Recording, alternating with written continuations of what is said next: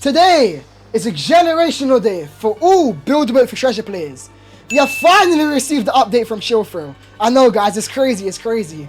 So today, I'm going to quickly be showcasing everything brand new in the update. So let's get started. Immediately when you join the game, this little box over here will give you all the new blocks for free. It will give you a small amount, but if it's for free, then it's for me. Now the 4 new blocks that we have are the logic gates, we have the display block, we have the remote controller, and we also have sensors. Alright, first up guys, we have logic gates.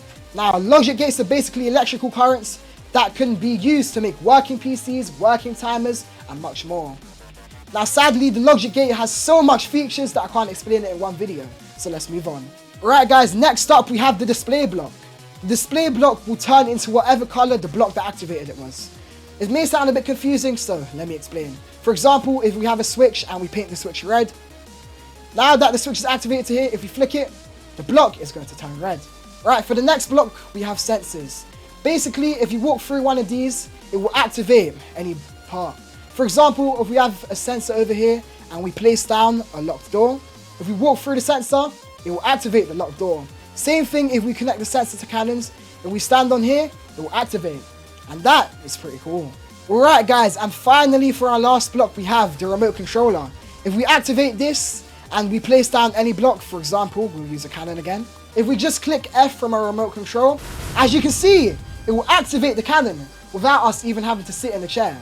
So we can basically just control mechs without even needing to be in them now. So yeah, this is going to be game breaking for mechanics as well, bro. If you're enjoying so far, make sure to hype up the video by going to the description and clicking the hype button. It's free and helps YouTube show the video to more people, so more people will be able to know information about the update as soon as possible. So thank you. The screwdriver tool can now be used to set custom properties for any builds. For example, we can now set a custom transparency. For example, we can set it to 64 instead of the default values from before. For jets, we can now set our own custom jet speed, like 45. Or if you have this, you can just set it to 32. I don't know, you can do what you want with it. And with candies, you can also, not that candy, with the candies which you can actually change properties, you can also change it to anything you want now as well. So that is quite cool. Same thing for wheels and the other mechanical blocks, but I don't really need to go through that. With the scale tool, instead of the max scale you could go to before being 0.01, like before it only used to be 0.01, now we can go to a max of 0.001. Oh yeah, the selection boxes for the screwdriver tool and the trowel tool are now much smaller as well, also to help with building small blocks. As you can see, they've made it a lot thinner now. Music blocks now jump when activated. So watch this. You can also click the music blocks to activate now and listen. Very cool. Oh yes guys, for all old builds now, due to all the mechanics being added, legacy mode is now available. For example, let me load the build quickly to show you guys. Because of the new update, all the mechanics have been reworked. So if you have legacy mode on, which is automatically enabled on all old builds made before the update, then they will still work perfectly fine. Show constraints has been added to these 4 blocks over here. So if we walk over to them and if we toggle show constraints, as you can see, it will make the actual piston part invisible. So if you want to make the full thing invisible, you can. Alright, locked doors can now be opened by players who did not place the block down. For example, if I place a locked door over here and a lever, if I can find them, if Parrot over here clicks it, as you can see, it will now open up the door. Yeah, when the switches and levers are not activated, they will be red, as you can see there. And if Parrot activates it, if he clicks it quickly, as you can see, it will turn green. So now we know if switches and levers are activated or not. And that's also a very nice new addition. Boxing gloves are now able to push blocks, as you can see there.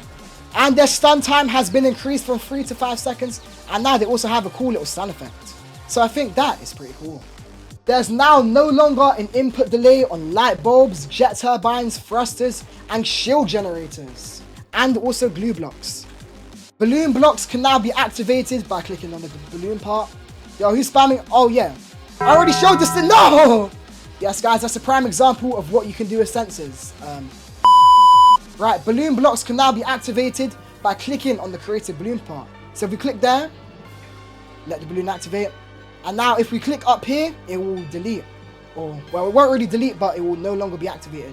Before, you had to click the bottom, but now you can click the actual balloon. So if you make really big builds that have like big balloons, then that should be quite useful for it.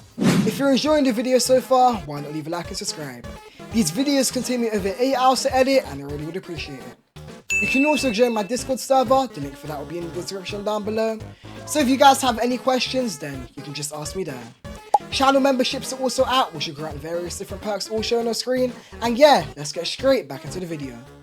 And my favorite part of the update, we now have free cam, guys. So let me quickly show you guys all of the controls.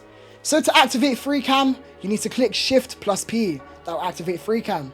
E and Q, you can move up and down. W, A, S and D to move around. G to open up a little menu on the side. X to enable and disable the GUI. X to enable and disable the leaderboard.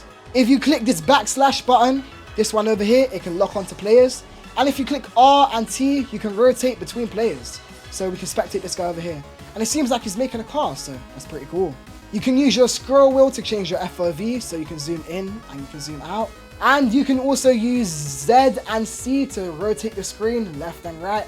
And you can double tap either Z or C to reset your tilt back to normal. Now, depending on your keyboard, it will either be this backslash button that will put on screen right now, or it can also be the hashtag button, and that will enable the background blur. So you can get like cool cinematic shots of it. And then you can use the up arrow and the down arrow to change your movement speed. So as you can see, I'm moving faster now. And you can use your left and right arrow to change your zoom speed. So as you can see, I can zoom in a lot faster now. And for the rest of the controls, I'll just put the screenshot on screen right now.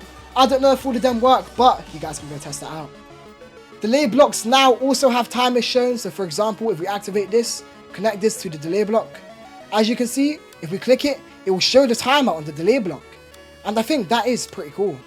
The wrench tool has now also been reworked. It has 2 new features. It has show visuals, so if you disable this, you won't see the lines.